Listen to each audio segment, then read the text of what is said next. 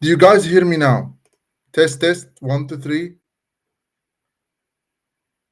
I think I fixed the audio now. I think you guys can hear me. I can see myself talking. I also increased the volume a little bit. So let's get there. I know I have been long time without going live on Facebook.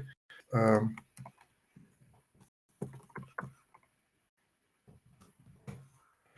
Yes, perfect. So amazing. I have been long time since I went live. So there is a lot of technical issues, but we're getting there. We're getting there.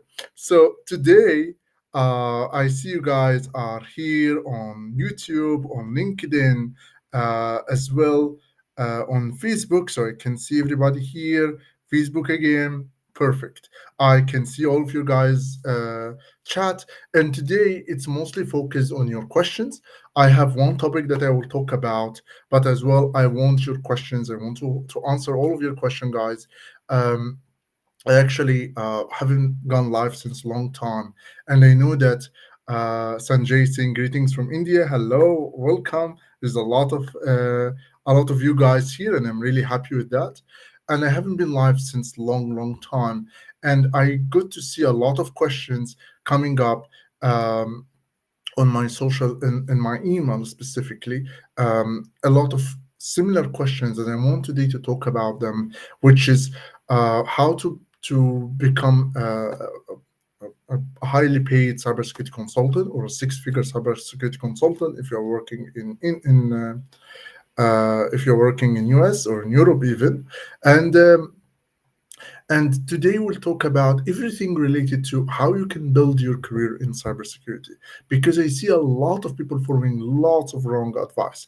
That's why I want today to focus on getting you in the right path and getting you away from all the things that will take a lot of your time, a lot of your energy that should not be there, that you should not focus on and not help you in your career. As well, today we are announcing some additional parts in our offensive security master's program, on our cybersecurity master's program, which is still live. And we are bringing now lots of new students, and we are having a new updates onto that program. Actually, it's this new updates coming with a higher price, but we are not going to increase the price now to give a chance for you guys to join in if you want to, and which we'll talk about it in a minute. But first, I want to tackle something that's really important, which is how people learning cybersecurity.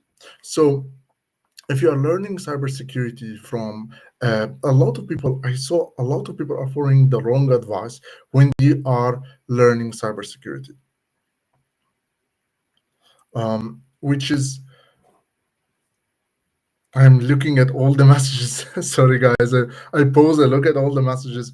David is saying how I can contact you. Well, you can contact me on maltrack.com. There is a contact us part. Also, you can send me an email at amr.thabet at maltrack.com. Amr.thabet, which is my name, at maltrack.com. Anyway, so I see a lot of people are following the wrong advice when they are learning cybersecurity. And the reason for that is they are basically, some people, a really big amount of people, they go for the traditional way of learning any field, right? If you want to learn how to become a doctor, what you're gonna do? You go to university to study how to become a doctor, and you study medicine for like 5 7 years, and then you graduate, and then okay, you want to even become better, you take the masters, and then you take the PhD. This is the way to become a really good doctor. This is the known path, right? But when it comes to cybersecurity, it's very different. The academic path is really far away from the industry. I looked at so many different syllabus or programs, brochures for different master's program. I have talked with a lot of students who have taken cybersecurity masters, academic, university-based masters programs, and there are a lot of things in common. Most of these academic programs are so focused on theory or have a little bit of practice that has nothing to do with the industry, has nothing to do with what's happening right now. Um, even if you are doing a research, whatever the type of research is quite far, most of it quite far from what the industry wants, from the technical world. It's just not what gonna get you to work in any company in the cybersecurity. The academic path, it's the academic path is really good if you want to be a PhD and have your research paper and want to be a professor. Like if that's your path, the academic way is the best. Like you can go to university, take the bachelor degree in cybersecurity, take masters in cybersecurity, take PhD in cybersecurity, and then work on some research there. But if you really want to work in the industry as a cybersecurity analyst, threat hunter, threat intelligence analyst, whatever the title is, the whole academic path is too far from what you really want to study. Like if you are telling me I'm studying CIA triad and variability, confidentiality, all of these things are good for management, but it's not good if you really want to be technical, doing some forensics. Even some universities do programs for forensics, for instant response, for different things like that. And again, they feel all academic and nothing is really practical. So if you really want to hear really good advice, get away from all the university or all the academic paths to get into cybersecurity. I'm graduated myself from mechanical engineering. And I have been working in cybersecurity since long, long time, and I've worked on some of the top companies in the world with my mechanical engineering degree. It's still engineering, but it's not really any related at all, not even electronics. Like there's no programming, nothing. And in a university in Egypt, which is not really how Europe would like to see in your resume, right? So your degree has nothing to do. And I have talked with someone called Peter Cesar. He used to work in Symantec, in McAfee. He's the author of the best-selling book back then. Was I don't remember exactly the name. Um, but anyway, this guy told me that he was graduated. He was not even. He didn't continue his robotics school. He was studying in robotics school. He stopped it and he started working. And started learning cybersecurity, and he worked in cybersecurity since then for a long, long time. And he was in virus bulletin board. He was speaker in multiple conferences, and he was a very, very known person. And he did not study in the university. So first thing, avoid university. Um, Muhammad Nuruddin, I missed it so much. Long time far away from malware analysis for a reason. So hello, Mahmoud Nuruddin. There is a lot of news. So today we'll talk about a lot of them, and I am seeing all of you guys' messages. Um,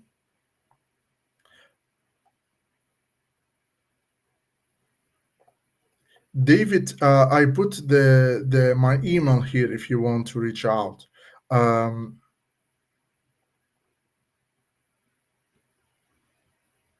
So another one saying academia plus technical experience plus business plus leadership can produce a guru in his field. Well, to be honest, I will disagree because the academia is not really needed. You can take it out. Technical and experience, yeah, they are needed. Business, I'm not sure about what you mean with business and leadership, but that's if you want to be a manager. If you want to start technically and work technically as a threat hunter, cybersecurity researcher, offensive security analyst, all of these different roles, you don't need business or leadership. I need business so I can be in that path, but I did not have an academia background and I don't need it. Not even the MBA or any of these. Like I'm learning marketing too, but I do not study the academia one, and I know that MBA will not help me build a business. And I have seen their curriculum and see what they are teaching has nothing to do with the real industry-based marketing. So in cybersecurity is the same thing, and it's every single industry. Mechanical engineering, when I studied in the university, was the same thing. Has nothing to do with the actual industry-based mechanical engineering. So this is the first thing. Avoid academia. So the second thing that comes here is that don't follow the top.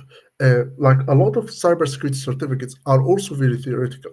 Not all of them, though. There are some that are really technical, but there are a lot of them that are not. CH, for example, is a good intro to cybersecurity. If you are completely new, it gives you a lot of the theory and a little bit of practice, just a little bit, but it's a good intro. But it's not really the best intro either, because you spend a lot of time learning CH while only 15% of it that is useful. It's better than the academia.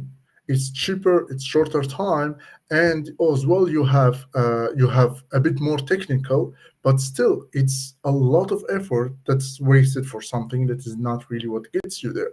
The same with computer AI trainings, EC Council, with big respect to all these big names, but you need something more technical. OSCP at least is way more technical, but these certificates are not.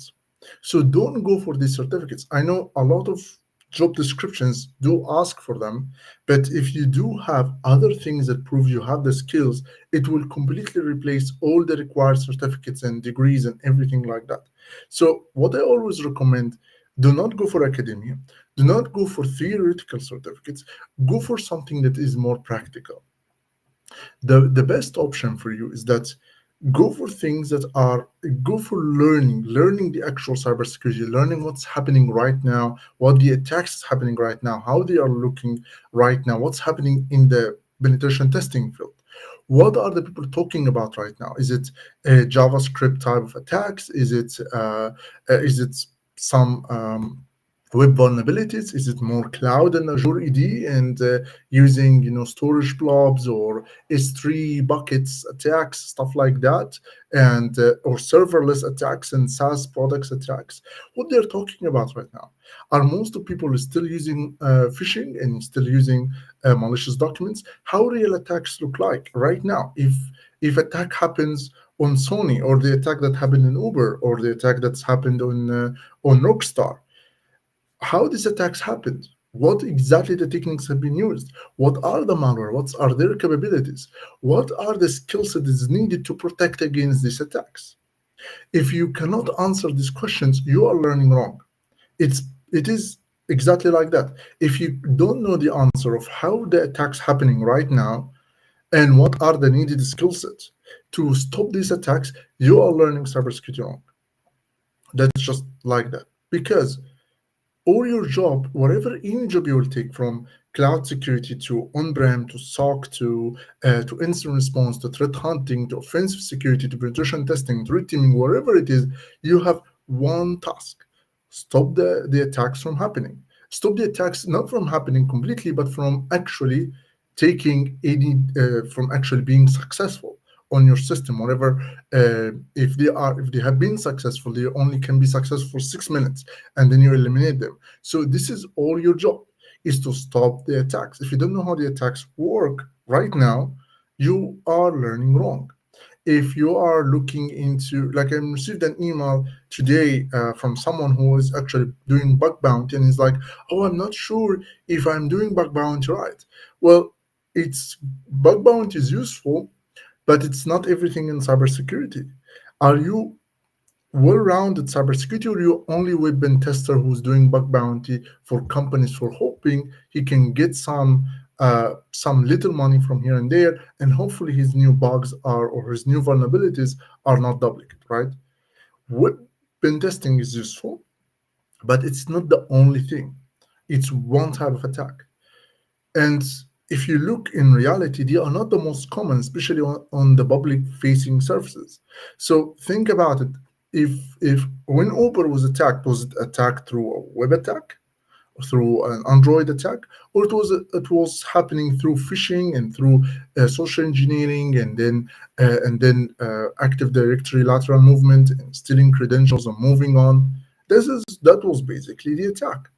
Has nothing to do with web attacks. Why? Because the attackers know that there is so many bug bounty hunters that even if they found a vulnerability and tried to use it, they will get only a very small window, because very soon this vulnerability will be discovered and the attack will be stopped. They could have been way more successful submitting this as a bug bounty and getting money than actually using it in attack and actually get some data. Of course, every vulnerability is different, but web bug bounty is useful, it's good, but it's not what will make you a really successful cybersecurity consultant. Um, so that's something else.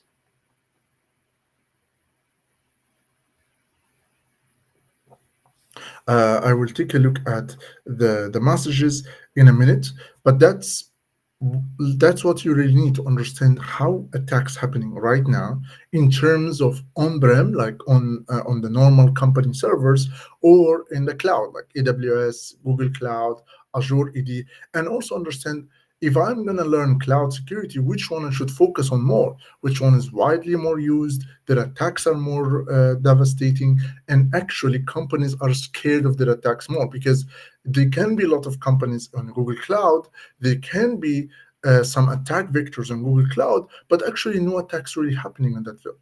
So they are really not really investing so much in protecting their Google Cloud. Once there's an attack happens on Google Cloud, a big attack that really get the company in a really bad shape, then companies will start investing in protecting their Google Cloud and hire somebody like you. So you need to really study the market before you go jump into learning cybersecurity, and from there assess what you are exactly learning.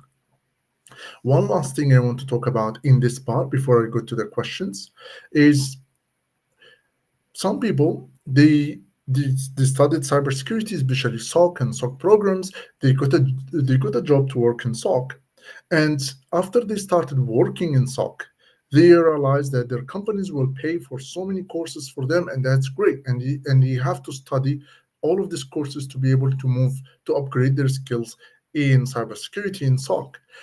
But there is one thing they notice, and I saw that all the time, and a lot of people think that this is the right path.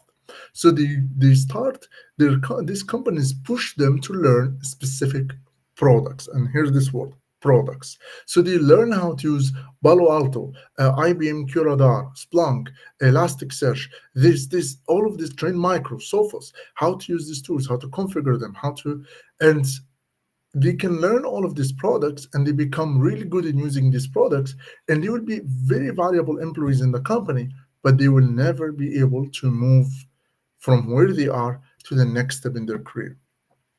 Just imagine this. I was actually talking with someone about it a few days ago, and just imagine that if you want to make a YouTube channel, right? As I'm going live, you know, you want to make a YouTube channel, and you want to be able to rank on YouTube, and you have been learning and doing videos to rank on YouTube, to have a lot of views, this to do that, and you want to hire a video editor for your videos to make sure that your video will work really perfectly on YouTube.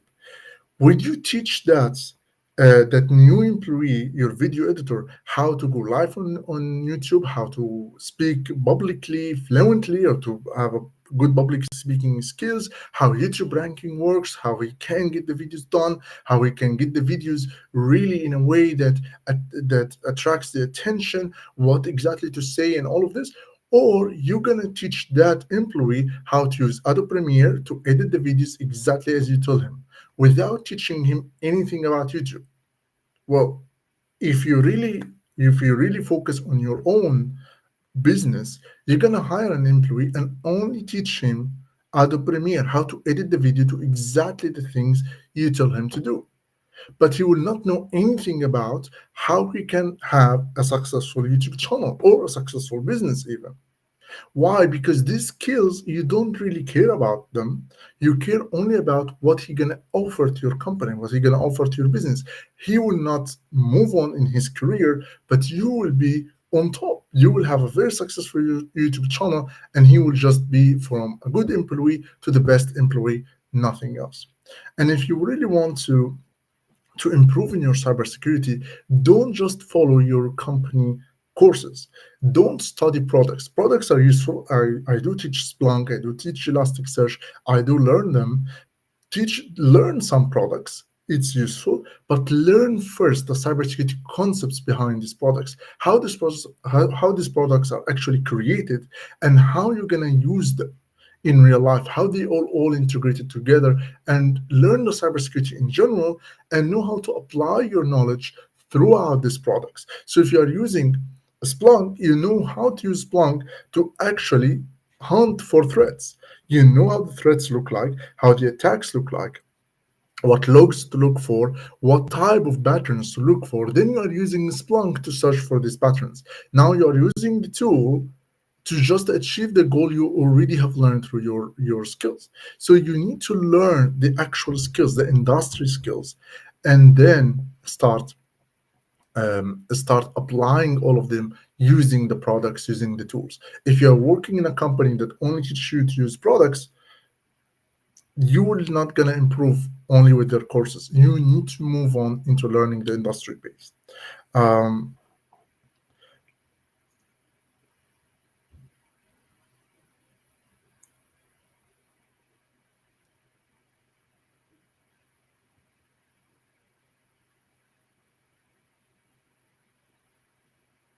So let me reply to some questions. I see a question here. Good evening. I'm currently a student in Poland with a strong passion for cybersecurity. I write walkthroughs covering CTFs and security articles on my personal Medium blog, as well as programming my own website nowadays. I'm looking forward to break into the field as a professional cybersecurity engineer, but I always feel there is something missing in my skill set, which keeps me learning every day for 2 years, but without any reward. Could you help me land my first job? If not, can you guide me to the right path or tell me which companies to apply my CV without prior experience? Thanks in advance. A very good question, and I will answer it just right now. So, first, it's really good what you are learning so far, but again, ask yourself these questions: how much you know about the real world attacks? Because CTFs and real world scenarios are quite different. If you are answering, type of CTFs about, let's say, about steganography and some cookies here and stuff like that. They are good to give you some skills and they are very fun, which is really good. But at the same time, they do not really represent what you are really, what skill set you really need to protect against the real threats that's happening. They are not even close to real scenarios. You need to see what's happening in the real scenarios first. What's the real attacks? How do you look like? And how you can either simulate these attacks or protect against these attacks. That's the question that you need to answer. We actually we just announced we just made this live today to also announce a new change to our master's program. So we have a master's program. Let me share the screen if I can.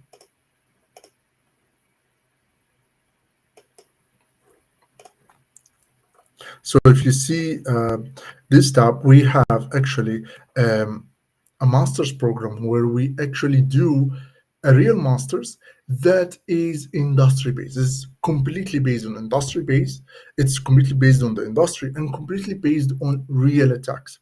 As we said, if you are learning cybersecurity and you don't know how real attacks work and what's happening in the industry right now and what companies are looking for right now, then you are learning it wrong. If you are studying for academia and you just learn how you learn a lot of theory without really practicing, without really having a task and really solving this task, you're learning it wrong. If you are doing a lot of CTFs but you see that you don't really understand how to actually do things in real world scenarios, you are doing it wrong. Some people, they might lack the technical skills. Some people even lack the professional skills, like how to present that, what questions they need to answer in the reports, how they can show themselves professionally and can be working in a real company and doing stuff that is doing their day-to-day tasks without having any problem. A lot of people in cybersecurity that are in the amateur level, in the amateur lifestyle, where they can able to work on CTFs, watching some YouTube videos on how to analyze this sample and this sample, but they don't really know how to work in a real case. They don't know how attack looks like from A to Z, and where the role is, and what is the malware analysis is meant for, what questions you need to answer, and so on. So we made this program basically to not just give you um, some courses, but to give you courses, live trainings, and mentorship through the whole process. And we added just today, actually, like I updated this PDF yesterday for this new announcement, and I sent an email just today to that we're basically adding to our program the ability to have an internship in MalTrak, where you will work on real scenarios or near to real world scenarios where you actually, if you are a threat hunter, you're really hunting for threats on these type of logs and these memory dumps and these machines and these attacks. If you want to work in the cloud, here's a cloud system. Here's to simulate how to attack it. Here's to simulate how to defend against it. Here's a real SaaS product, and I want you to look at all the weaknesses and how we can protect it, and you will learn so many different things related to the real world. So you will have first wherever you are, we will take you from wherever you are. If you are missing Windows administration, Linux administration, programming, we cover Python, PowerShell, and C++. We recommend you to learn programming. A lot of people in cybersecurity don't learn programming. I never advise it for malware analysis because it's not really needed and it blocks a lot of people. But hear this, a lot of people in cybersecurity don't have any programming skills. If you do have, you will be on top of so many people in the industry, and that's what we want you to get. We With this program, we don't want you to get like a SOC job. Like, we would be sad if you finish this program and just got a SOC job, right? You can aim for threat hunting, incident response, malware analysis, threat intelligence analyst, and you will be on top of all of the other candidates applying for this job. And here's why. First, we cover all the necessary skills you need, all the basics from PowerShell, Python, administration, network protocols, Wireshark, and all of this, and also the cybersecurity fundamentals. And this is basically recorded training, so I can basically customize what you really need. If you already have all of these skills, we make you focus on the cloud. So AWS, Terraform, Ansible. If you don't know these keywords, this is all related to cloud DevOps to prepare you for cloud security. Once you learn all of these concepts, you will start going into more in depth. This training is now, we will have it again in March. Still, the exact date is not announced, but we'll have this training again in March. And the master's program is 9 months since you register. So you will be able to have access to this training. There's three different trainings.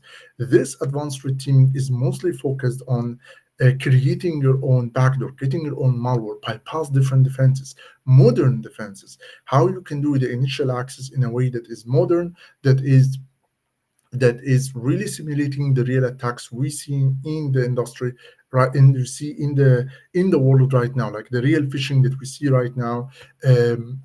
All the different advanced techniques they have. You will create your own malicious documents. If you will use malicious documents, you will bypass the Microsoft defenses around it.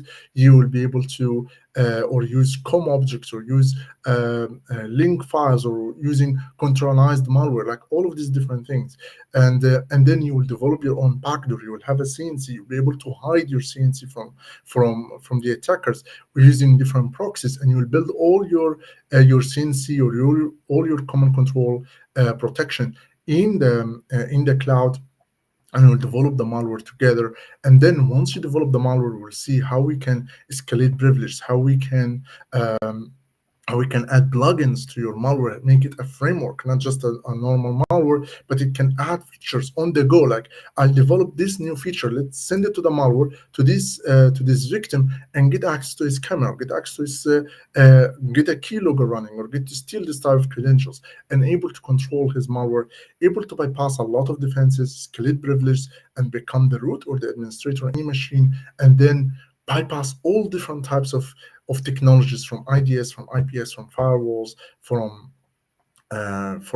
you know from ADRs, and all of these different technologies. And then at the end, you learn how to move laterally inside the organization. It's a little bit in brief when it comes to lateral movement, just because the training is full of malware development part, and it's super super good. Not only you learn programming so well with it, you will also learn red teaming so well with it. It's I always advise people who learn cybersecurity. I tell them, well, learn programming specifically. I tell them, well, why you're learning programming?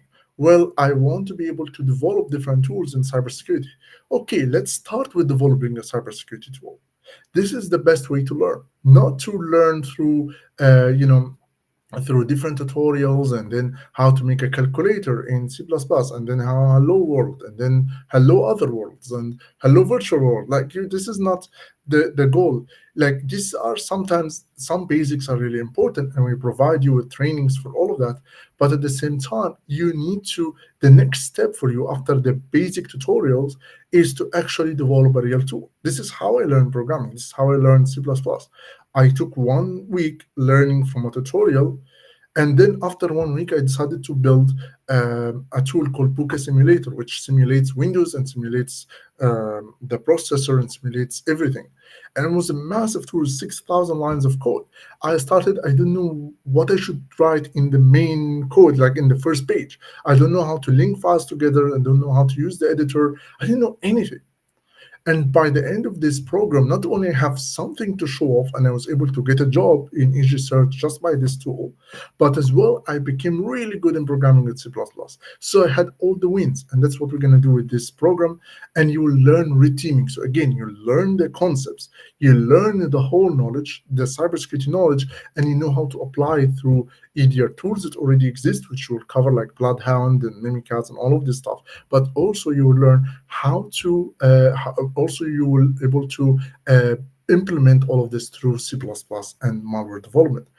Then we'll have 2 months after training where you kind of practice and all of this and continue your malware, because live trainings, even if it's like it's a strong crash course, but you will forget a lot of things you'll be able to get it in that same time. So we make sure that you have 2 months to practice. I am following up with you every single week, seeing what you have done, what you are going to learn next week, and what questions and everything you have. We'll go through that.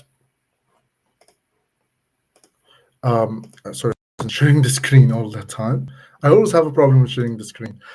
People from Middle East know that. So this is the second. This is the first phase, which we said, the advanced reteaming, organization, adversary simulation, and then the second phase is basic. The third phase is basically the in-depth threat hunting and purple teaming. This is actually happening this November, from 2nd to 5th November. We have the exact same training in Black Hat Europe in 2nd to 4th December or 5th December. So it's kind of same time, just 1 month after. We'll have it in person in Black Hat. But if you cannot make it to in person, this is the second best option, because this option is virtual. It's part of the master's program as well, where you will learn from log analysis to forensics, to network forensics, to memory forensics, to purple teaming, to build something in the cloud, to build an active directory in the cloud, attack it, defend against it, and hunt for threats. And this is the main thing. We'll focus on how to hunt for threats. Even if you like, let's say that there's type of attacks look like that, how I can simulate this attack, so I can test if this it test my own technologies, if I can detect these attacks or not, and how to imagine a type of attack has been used. Let's say, oh, probably the attacker has used a phishing email with a malicious document that does something, and this malicious document with a PowerPoint, so people did not expect a PowerPoint to be used, and the detections did not work well. So we'll hunt for any PowerPoint that actually executed any malware or run anything, and then we will how we can hunt for such threat, and how we can use our logs to see if we have enough visibility. Well, we discover that we don't have any visibility on what's happening on the machine, on any computer of any employee. We don't know what's happening. We only know if there's a virus, the antivirus detected, but we don't know anything else. Then how are we gonna fix that? This is what companies do now, and they are doing it and creating the process for it. This is like the future. Now people like companies are starting to take step by step to implement threat hunting and hire people who are working as threat hunters, and we are preparing you for that. The same thing with purple teaming. It starts to get booming right now. People talking about it right now, and they want to hire people who are good in purple teaming. We will prepare you for that, and there's a lot of things to learn here as well. And we'll cover again the cloud, and cloud DevOps. And then we have the hands-on web identity and cloud attacks that will be in January. This is not only me who will be teaching it. There is also someone else with me who is really an expert in the web attacks and the penetration testing field in general, and red teaming as well. And we'll be covering. I think this is a bit old slides, but anyway, we will be covering as well. We'll be covering, sorry, I get blocked. We're covering identity attacks, so all the on-prem attacks, all the lateral movement attacks, how to move from one machine to another to take control of the whole company. We'll cover also that on the cloud, especially Azure AD, and as well we'll cover web attacks in more depth, especially web attacks that are the modern attacks that we see nowadays, and how they link with all the lateral movement on-prem or the lateral movement through the cloud attacks. So how this attack all happen from A to Z, and we'll have also an online lab that you can practice on. And this is just one part of the master's program. All of these live trainings with the recordings, with a massive library of trainings and labs from us and from other third parties. We're bringing different third parties to help you practice more and more. You'll have a certificate after each one of these phases, each one of these live trainings. And as well, we're having something that is really interesting this time, that we are bringing first, after you finish all of this, we will help you, or throughout the whole process, we'll help you showcase your skills, showcase that you have these skills through different tools you develop, different projects you are doing. These projects help you to learn the skill, to take the certificate for each single training, and as well helps you to show something in your own blog, like how this LinkedIn user, there's actually no name is being shown here, but how he was doing, showing his skills throughout all of his work on medium.com or throughout his blog. You will showcase your work, but in a very professional way. So you will be reviewing each blog you're creating and make sure that it doesn't sound like amateur, it sounds like a professional, it sounds like somebody a company really wants to hire, right? And not only this, we are bringing actually a recruitment expert who will take a look at your resume and make sure that it shows you in the best way possible. So we'll make your resume not just like a bunch of things everywhere here and there, but a resume that really, really highlights your skills in a perfect way from out to this recruitment expert who will basically guide you in that. So this is the guy who will basically review your resumes and make sure either to move you to the next step in the job, or and send you to the manager, or basically refuse your resume. These guys will bring someone from these guys to actually look at your resume and give you a feedback, like a live feedback. And this is very, very useful because a lot of people get rejected in the HR phase without even the hiring manager seeing the resume. And this is really sad because they have all the skills. So what we're going to do is that you'll bring your resume, you'll bring all the jobs you are planning to work for, and we'll have all the templates, all different types of jobs. And this recruitment expert will look at your resume and then we'll review it. That will be live, and you will be able to see all the weaknesses, what to update in your resume to match this job description you want to apply for, and how you can be the best fit, at least to pass the HR. And with your skill set, you'll be able to also pass any interview happening after.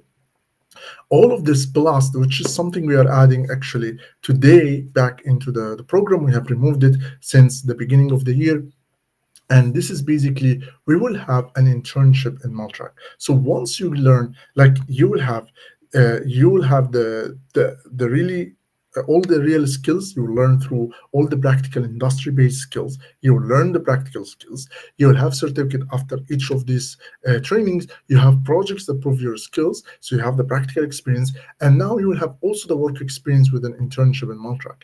And this internship is not for us. Like, it's not like we're going to give you tasks to do for us, not like you are going to develop this for us. We're going to do this because we want something to work. This is not a job for you. It's not a job for us to take some benefit. It's basically for you. So we'll give you a kind of near real world scenarios where you have to work on them based on the type of job you want to have. So if you want to work as a malware analyst, so we'll give you different malwares and we'll give you specific questions. that you need to answer. What this malware is doing, what's connecting to, and we give you memory dumps, samples, and all of that. You want to work in threat hunting, we will give you different logs and different things and tell you to hunt for threats there. And we will give you near real world scenarios.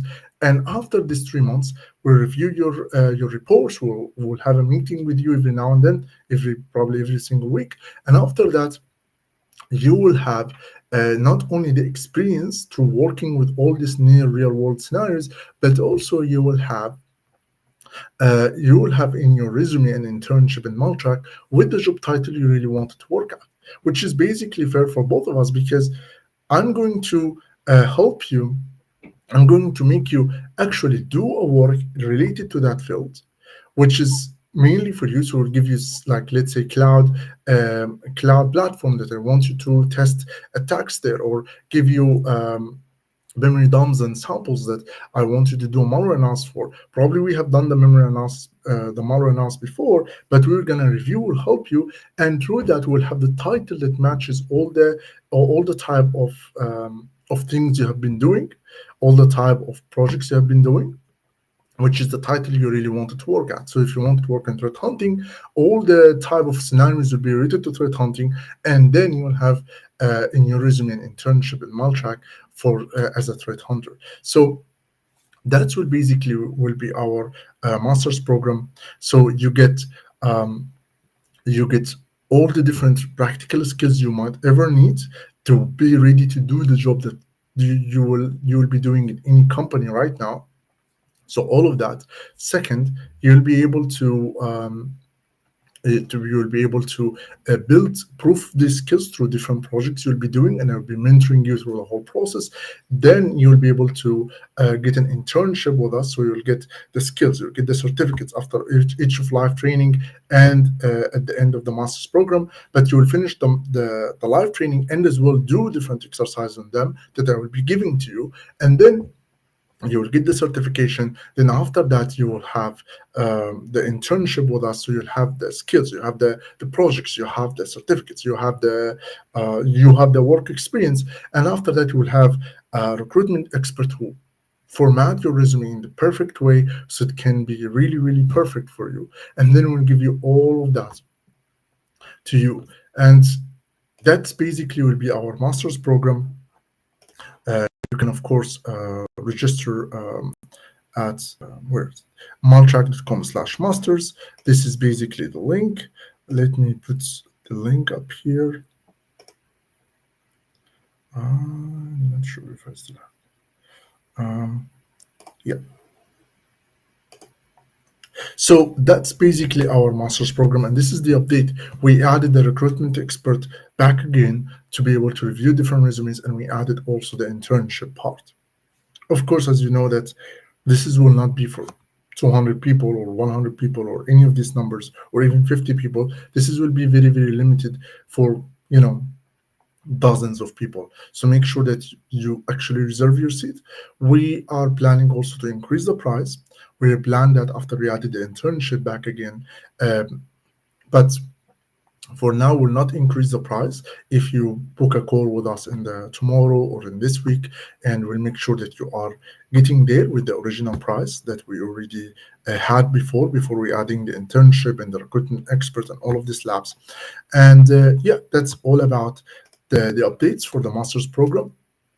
All you're gonna need to do is to go to maltrack.com/masters, fill the application, takes 3 minutes, and at the end of the application, you will book a call with me. So at the end of that, you just fill some like a form, and then book a call with me, whatever, tomorrow, Thursday, Friday, whatever, any day in this week, and then I will get in a call with you for half an hour, 45 minutes, get to understand where you are and get to help you, to guide you to work, to build basically a plan for you and see if the master's program suits you or not.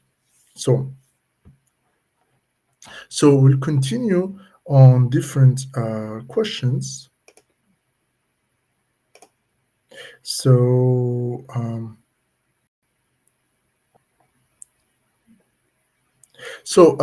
some questions I'm getting. So do you need to learn offensive security in order to be better at defensive security?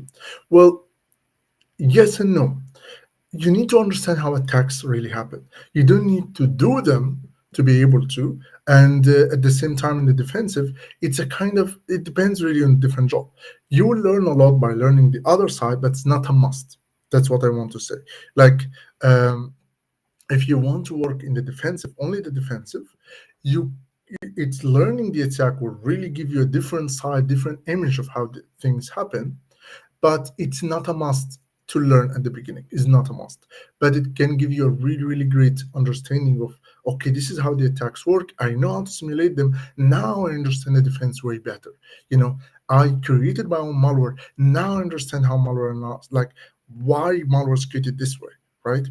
And we structure our training in a way that every training is a complement of the next. So even if you are learning red teaming with us and learning defense, you basically will feel these two are really complementing each other so well, because we make sure that all the knowledge here is not repeated, but at the same time in the full program you really get like how the attacks happen, how I can defend against them, and how I can simulate them, and how I can perform a purple teaming exercise where I have the blue team and the red team at the same time.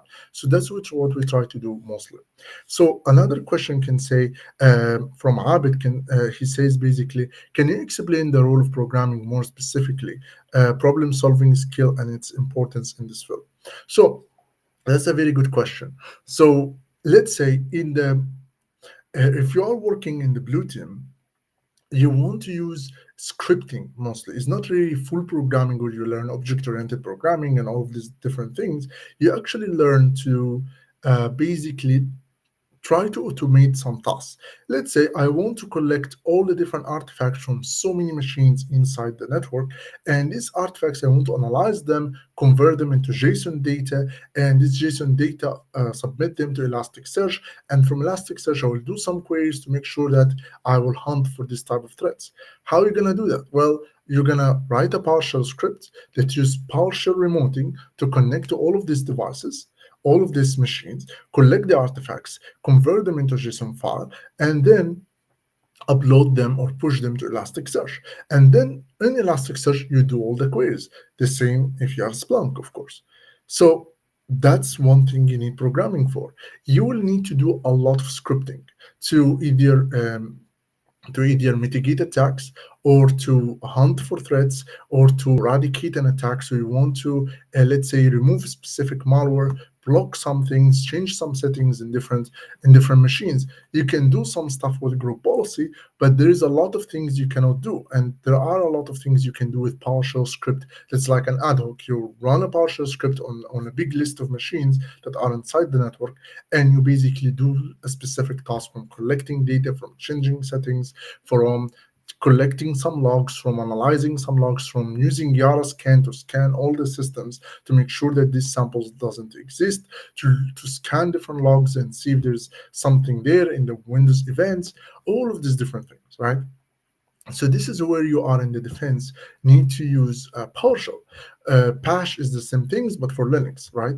Python is the same things for all of these operating systems, especially on the servers. And as well, if you want to automate some analysis, you have a massive bcap and you want to filter it out, you have different um, there are so many different projects that you will need to use a little bit of Python to automate some things. Even in malware analysis, you have the ITA Python, where you automate decrypting different parts of the samples, decrypting strings, decrypting network traffic, or commenting on different places, or basically deobfuscate the code in some ways. You will need the IDA Python. IDA Python is basically based on Python, and this is the role of the scripting. When you are developing a malware, when you are in the offensive side, you will need to write scripts to basically write PowerShell scripts that bypass defenses and execute your malware. You need to write a lot of parts of your own malware, and probably your whole malware, either in C# or in C++. And C sharp is used a lot, so you can start learning C sharp, or you can use C++ if you want to really have a malware that can bypass a lot of defenses, or you can use both. You want to have different advanced techniques like com scriptlets, or something including VBA macros and an access file, containerized malware, all of these different things you will need to have. Um, you will need to be able to write different scripts in different languages. So this is basically the need of it, not a complete program like 6,000 lines of code. Like you don't need that. You don't need to learn object-oriented programming and have how the API conversations and understand how to develop API stuff and all of these things you don't really need. You just need to be able to develop small scripts or small applications. That is like one person can develop the whole thing in less than a month. That's basically the scale you will think about when, in terms of programming. As many cases in your first job, it's not a must to learn programming, but it really helps a lot. Also, it helps when you are trying to read a code, right? And in my interviews, I have a bit of programming. In any interview I have done, actually, I had a little bit of programming exercise, but it's again, it's not a must for the first for the entry level, but it's a really really big plus. And some jobs it will be a must. So that's the part of programming. When it comes to red teaming, is it the best to learn the attack first before taking your training? We actually teach the meta attack in the training. So the whole thing, we through the whole training, we teach the meta attack and we go in depth in every single technique and we really cover it in depth. So I do recommend to join the red teaming training and you will learn the meta attack through it. And after that, you can go more to the meta attack and go through all the different techniques and really start, going deeper in each one, right? Reading different tutorials and stuff. But through our in-depth red teaming, we cover all the meta attack basically, or the vast majority of it. Another Sorry, I clicked on. Okay. I really appreciate your response to my question. I usually spend a few couple of hours after work reading about all the recent attacks and what's falling behind the scenes. That's really great. And the question you should have, well, do I have the skills to either simulate these attacks and or respond to them or not? That's the question you need to ask. If the answer is yes, then just apply for jobs. If the answer is no, then learn more skills, learn the real scenarios, right? That's a very good question.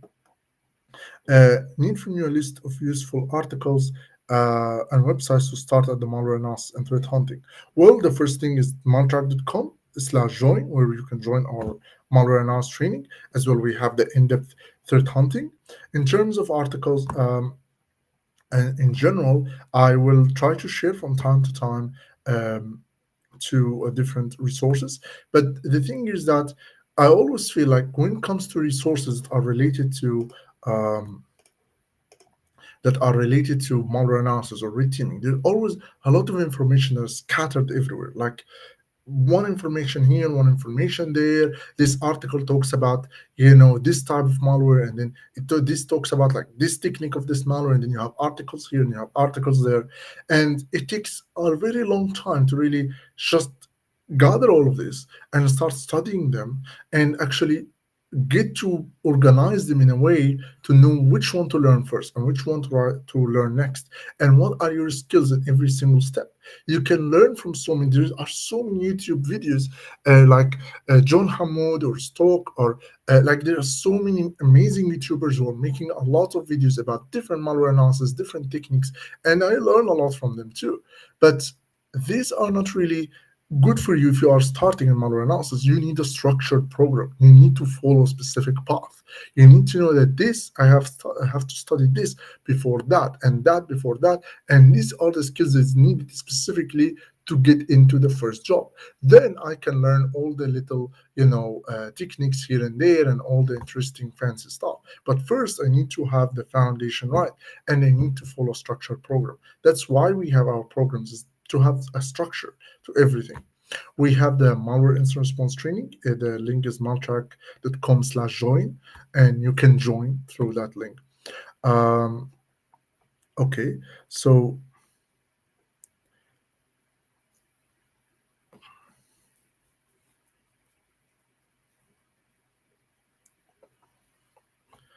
amazing.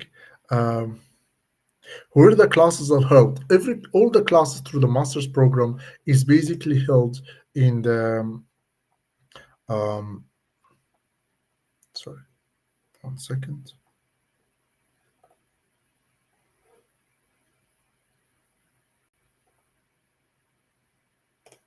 Yeah, perfect.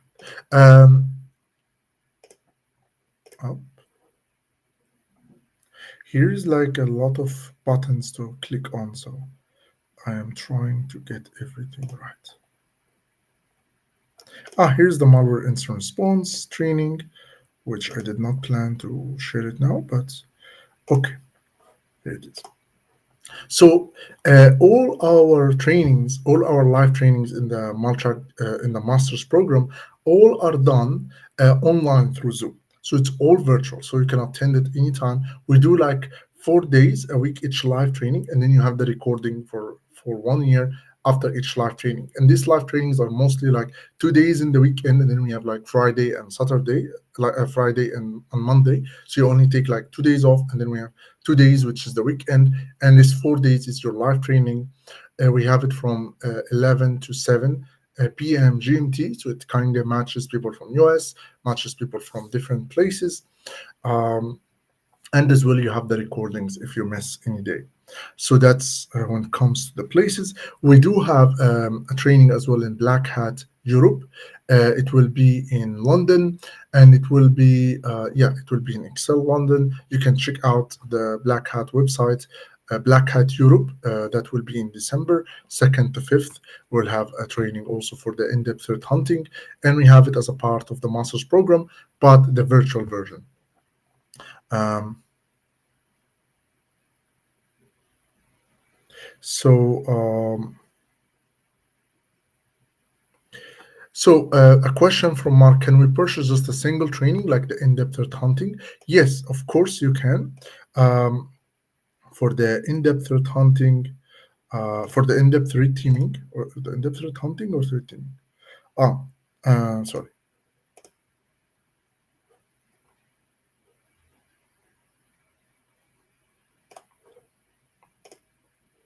For the in-depth threat hunting, you can go to maltrack.com/threat hunting, and you can join from there. And yes, you can purchase just a live training. You will have the recording for 1 year after, so you can just join one live training or join the full program. It's up to you. Um, so,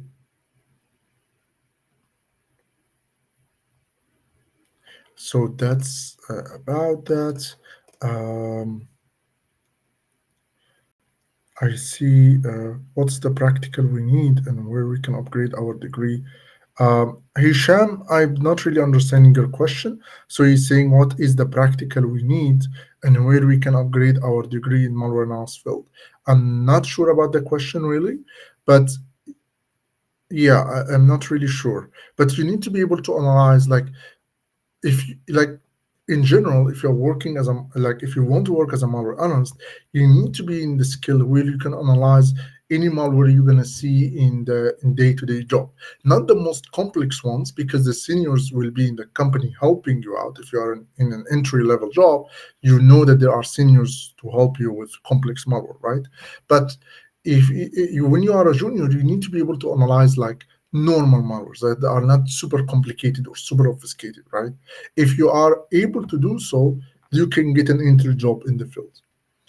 How to test yourself? Just just download different samples and try to analyze them one by one. If it's very, very complex, if it's not obfuscated and not encrypted, and you still are lost and not sure what to do, then you might need to learn more in the malware analysis. At least analyze a malware that's not obfuscated.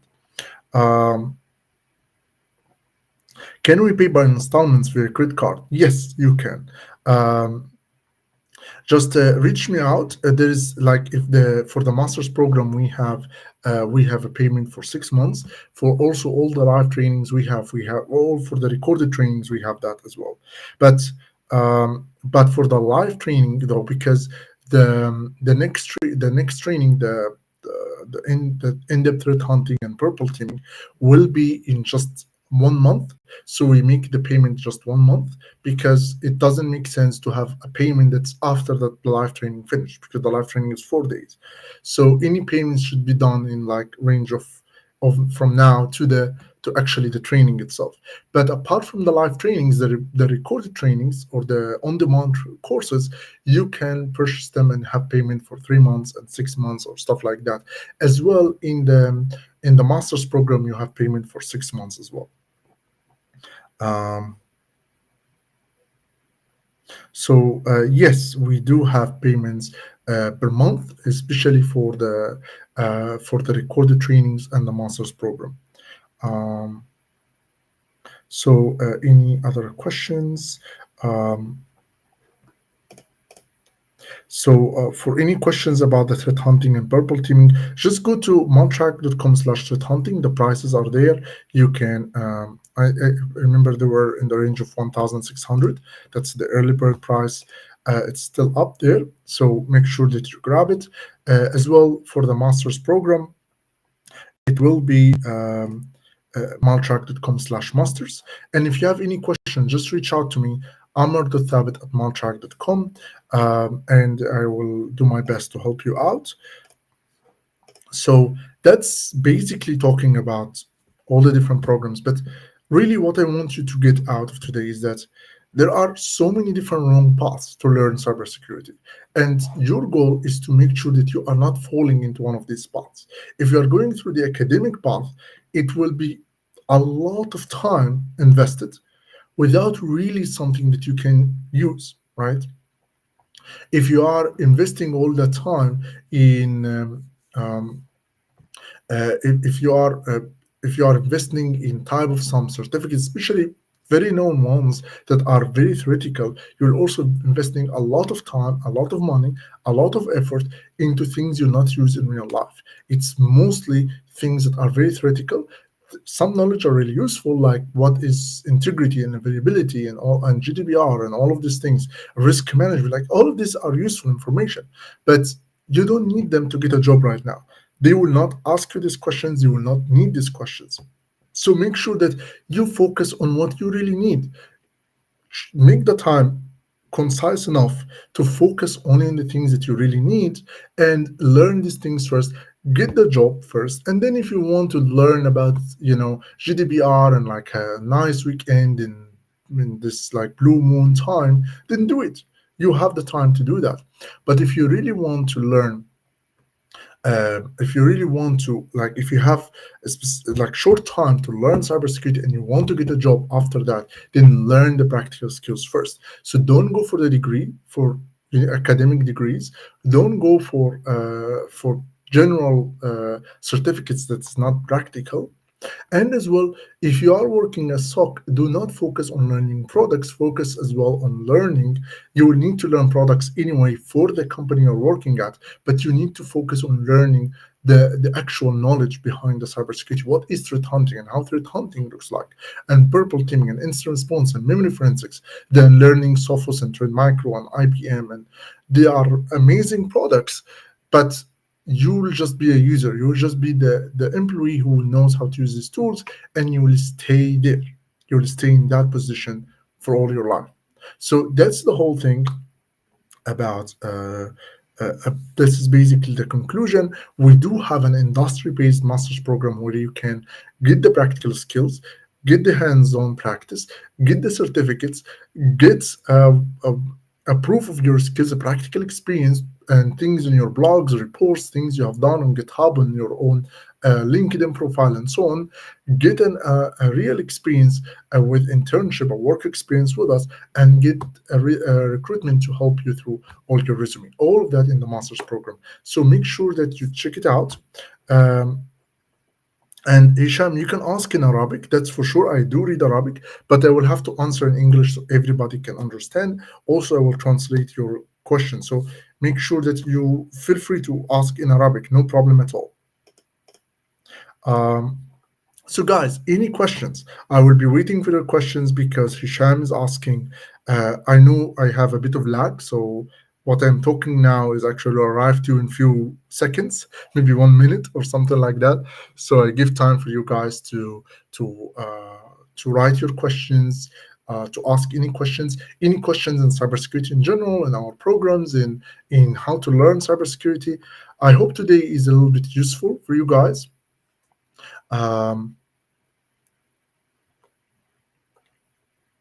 And um, if you go to maltrack.com/masters, you will have all the program and all the information about it. We'll update the PDF there to make sure that it's everything is clear there, so you can see like the internship part has been added to the program. I just announced it today, basically for the first time. We only had one person who knew about it yesterday, and he joined the program like literally in the spot. And some people were asking me through the email, but I never announced it. Like I didn't do an announcement on it online, so I announced it today with the internship part that we are adding to the master's program, and here we are. So Hisham, if you want to ask, now it's your chance before the live is off. You can ask in Arabic. Feel free to do so. And guys, if you have any questions about cybersecurity in general, not just our programs, any questions about cybersecurity, about programming, about practical skills, just let me know. I am waiting for you guys' questions. Um,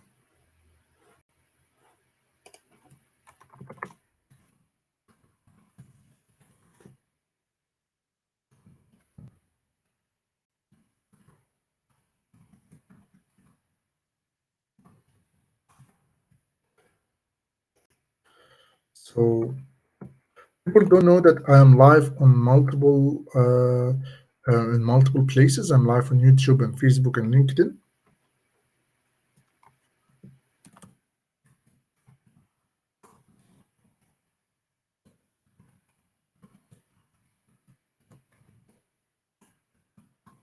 So if there's no questions, there is a question. Finally, Hisham got it. So he's saying that. Hisham is asking. Um, I'm still beginner in malware analysis, in the basics of malware analysis. How I can develop my skills? So, very good question. So basically, if you want to develop your skills, like like the best, always the best advice that I give is to follow a structured program. But the level you want to reach is to be able to analyze the real malware that it's in the real attacks is happening nowadays. To develop your skills, it depends on where you are. You will need to learn simply just to analyze malware. I actually have a video on YouTube. Let me see if I can get the video. I'm not sure if I can get it. Um, but probably I can. So I have a video where I put all the resources you can use to learn malware analysis. But I don't think I can get it now. But it's in my YouTube channel. If you are on YouTube, you will see like the best resources. Also, you will see our playlist, and you will see it in one of the playlists. But what I can tell you is this: there are different books you can follow, like the Reversing the Secrets of Reverse Engineering, which is really practical in learning reversing or reverse engineering, but it's very, very old. You can follow the Mastering Malware Analysis, second edition, which is our book. It's really, really great, and it's also now really good for beginners as well. Get that book, either the ebook version or the printed version, whatever you like. There is also the Learning Malware Analysis book, which is created by Munapa, really great book as well. It's really, this book is really good in terms to automating stuff in Python and for memory forensics. This book is really great if you want to learn memory forensics as well. Follow with these books and then analyze malwares by yourself, especially the malware you see in different EBT attacks. There is a GitHub repository, it's called EBT Notes, and there are similar things like that where they have all the articles about different attacks that's happening nowadays, from Kaspersky, from like Trend Micro, they are talking about different attacks, FireEye, all of these companies, and they put the hash of the sample. You can take the hash, search for this hash in any .run. In any .run, you can find the sample, download it, analyze it yourself. Some of these analysis will be already in the article, so you can look at their articles and follow with that. This is one option if you want to learn by yourself. Everything is everything is in the that I shared here. Not sure if I can really get the video right now, but it's in one of the videos that I have. It's called All the Malware Resources, Malware Analysis Resources. You can look at that. look at that video, and you can find all these links and everything. This is one option. Or you can go into our malware incident response training. We also have a structured path. You'll have access to the mastering malware analysis book as well from there, and you can learn with us, and so on. Ali is asking the increase in the price, when it will start. So basically, what I did is that I was planning that the price will increase today, but I said, okay, everybody who will fill the application for the master's program and book a call, any person book a call, whatever this call will be, he will be able to get it with the old price. But after that, like after this week, any person will fill the application again for the master's program, he will get the new price. So I will not increase the price this week, that's for sure. And any person who applied, who, because sometimes I get booked out and then I'm traveling for 1 week, so people are finding like in 24th of October sometimes. I added more slots for calls to be booked, so you can have tomorrow and after tomorrow. But if you did not have any booking in these 3 days and you booked, let's say, in 24th of October, then you will still have the old price. I will make sure that as your application was in filled in this week or filled today or tomorrow, then I will make sure that you are still having the old price, even if you have that. But I know that in Egypt this prices does not make sense, especially the master's program. So I do recommend you to check the malware analysis trainings. This is maybe the option that you can have. We had a discount for 25%. Discounts now off, but there is payment plans that you can look into, and really, like, the training is really worth every penny. Like everyone who joined this program, whatever, from Middle East or from Europe, from India, like everybody has felt that it was like worth every penny invested in that program. So it's really, really great training. It's really, really impressive training. It could be like a big step for people who are from Egypt, for example, or from India. It could be like a big step price, but it's worth every single penny. And you will have my own mentorship, and you will have all the guidance you need. Um, Also, guys, it's very important that most of the resources, like, this is something I was actually having a live training last weekend, actually. Yeah, last weekend, a live training about, not last weekend, the weekend before, anyway, about Monoranas and development training. And this is the first training I did in Arabic. But there is one thing I wanted to talk about, is that most of the knowledge, like the people who are teaching in Arabic, all of these people who are teaching in Arabic have learned in English.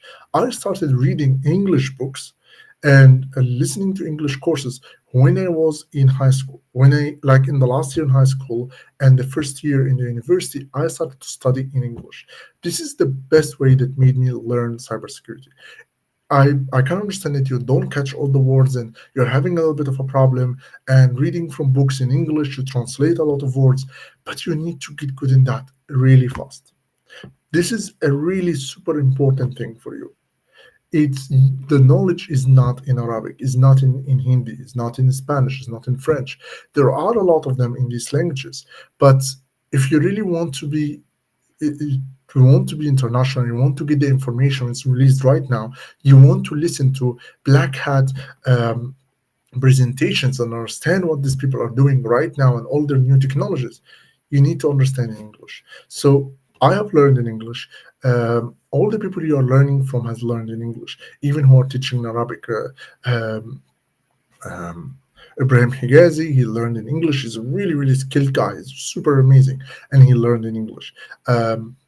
Muhammad Kharisha, the behind the Technology channel, he's really, really impressive, and he learned in English. He did not learn Arabic. He's teaching in Arabic for you guys, but he learned in English. If you want to be like these people and actually work abroad, work in Europe or US, you need to start learning in English. It's just one advice that I'm throwing there.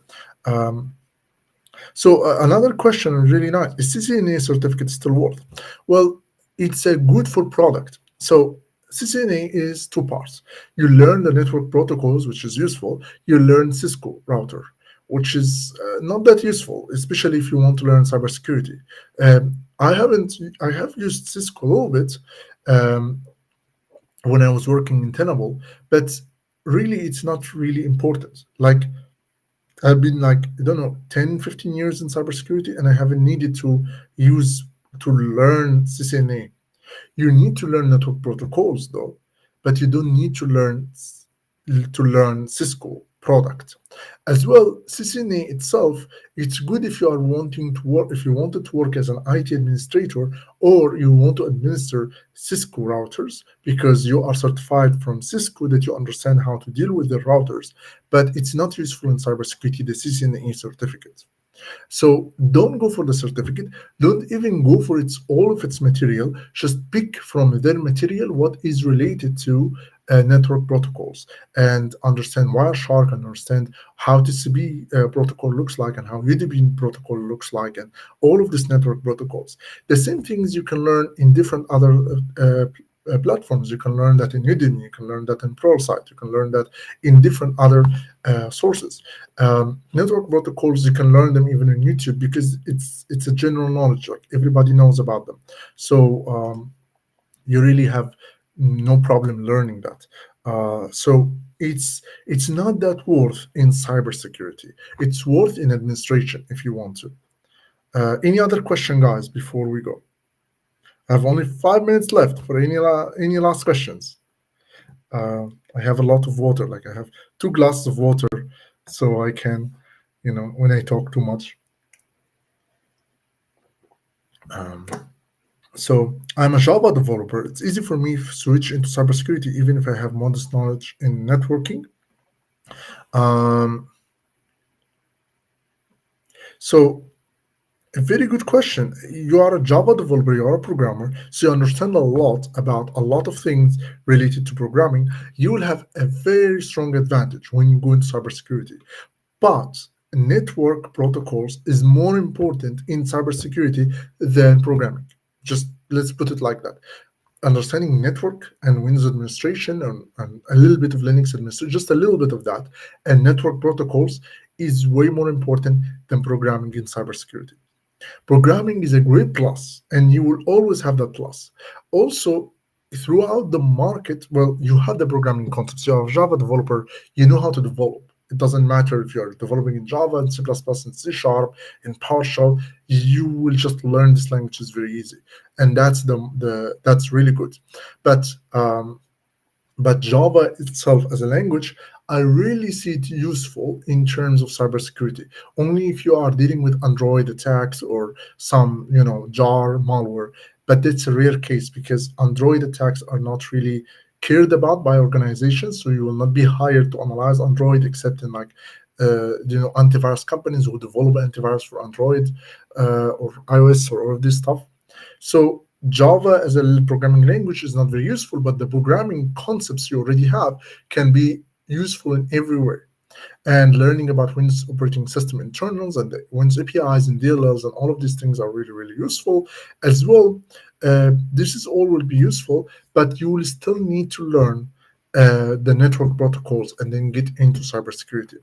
I would say learning cybersecurity wouldn't be that easy, like very, very easy for you because of your background. It will be easier. But the really good thing that you will have a benefit that is better than so many people in the market, which is you really have the programming skills. It will help you tremendously. And through the time, build your own projects, build your own products. Your GitHub profile should be full of different projects in cybersecurity, preferably in Python or in PowerShell or in Bash even, than in Java. But that's the idea. Um, so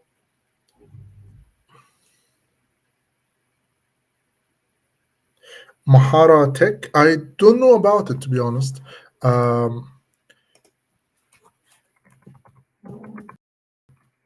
I don't know what is this word. I think uh, it is an Egyptian. I don't know. I'm not sure to be honest. Um, but well, you told me. What do you feel about your skill? If you are learning development, there, and you're able to develop applications that are really useful in the real market. You can look at GitHub and see projects that you can understand. You can redevelop these projects if you want to. Do you feel that you are having these skills or not? Because the judgment is not done based like how you can judge a cybersecurity course, right, or a development course or any course. After this course, will you be able to do real world tasks or not? If you take a cybersecurity course or cybersecurity master's degree and you finish the degree and you cannot analyze an attack, you cannot hunt for attack, you cannot perform instant response or log analysis or malware analysis or digital forensics or memory forensics or do anything, then that was a big failure. Even if you know a lot about Syria Triad and about risk management and how to calculate the risk and two-factor authentication, multi-factor authentication, you still really failed because you didn't really able to do your day-to-day task as a security analyst.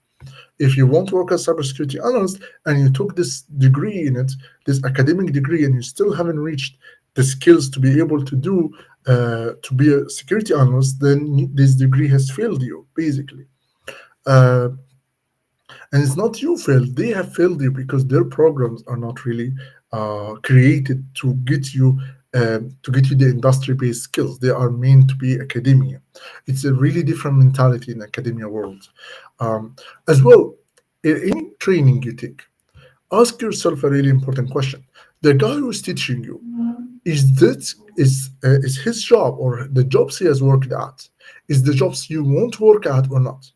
Like, let's say if you're learning from a specific academia course and you saw that the person who's teaching you, he's a PhD in cybersecurity, only stayed in the university, did different research paper in university, and that's all of his experience. Well, great. If you want to be a PhD like him and do similar research papers like him, then he is your best instructor. But if you want to work in the industry, he didn't work in the industry. Why you're learning from him? He he is great, but it's not to guide you into that goal, not to get you to work as a security analyst in a company, but to get you to take PhD and make some research papers. He's great at that. There's nothing wrong with him. It's just you are taking a wrong mentor. Look at the mentor. Do you want to be in his place or not? If you want to be able to work in the industry, working in a company like Semantic or Tenable, speak in a conference like Hack in Paris or DEF CON or Black Hat, then probably I can be a good mentor for you. But if you want to take a PhD and post PhD and do some research, if that's your goal, then probably somebody who achieved that goal can help you. If you want to learn, I don't know, you want to learn marketing, or you want to learn, I don't know, you want to learn video editing. I'm the worst in that, so don't learn from me. For example, you look at my videos. Do you want to have videos like this? No. So okay, I'm not your best guy, right? Like, learn from the person who you think you want to be in his shoes. That's basically what time zone will be held. All the time zones we are using is GMT. It's mostly the live trainings. So the live trainings are from 11 to 7 p.m. GMT, and weekly Zoom calls are on 7 p.m. GMT. So that's basically the, all the time zones. So 11 a.m. to 7 p.m. GMT, that's the live trainings. The weekly Zoom calls are mostly at 7 p.m. GMT. That's basically the Zoom calls. We're trying to have timing that suits everyone, but it really depends on everyone, basically. This is basically it. We have the recordings of everything. So we have the recordings of the Zoom calls. We have the recordings for the live trainings. If you have questions and you cannot attend, you can type the questions, tag me on it. I will answer a question in the live, and then you can watch the recording. So we can deal with all the time zone differences, and that's about it. So, any other question, guys? All right. I think I am over the time, or I was late 5 minutes because of the tech issues. So, any one last question before I close?